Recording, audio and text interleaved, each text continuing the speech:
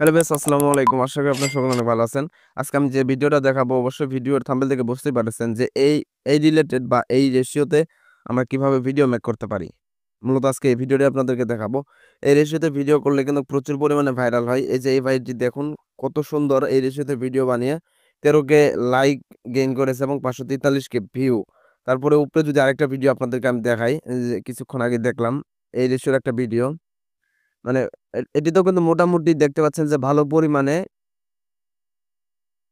পরিমাণে লাইক এবং ভিউ কিন্তু এসেছে।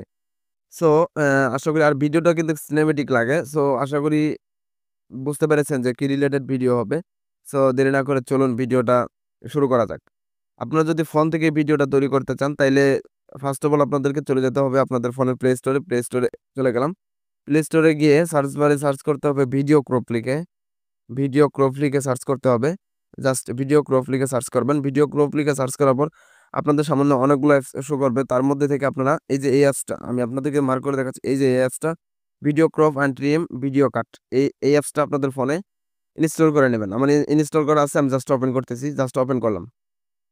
ওপেন করার পর আপনারা এখানে ৪ টা অপশন দেখতে পাবেন। Video crop, video cut, video to MP3, audio কাট।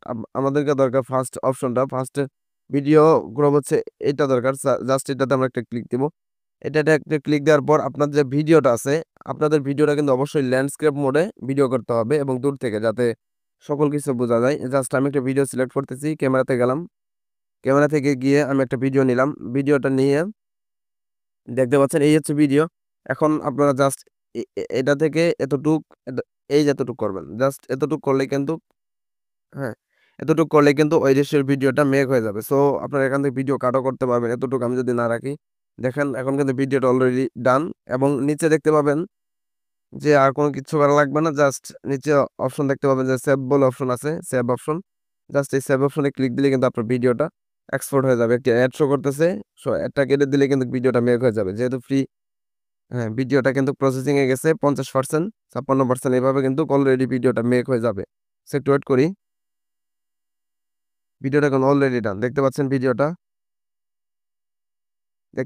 ভিডিওটা কত সুন্দর এবং যে রেশিও, সেই রেশিওতে কিন্তু ভিডিওটা এক্সপোর্ট হয়েছে। সো আশা করি ভিডিওটা বুঝতে পেরেছেন। ভিডিওটা যদি ভালো লেগে থাকে অবশ্যই চ্যানেলটি সাবস্ক্রাইব করে পাশে থাকবেন। ধন্যবাদ সকলকে।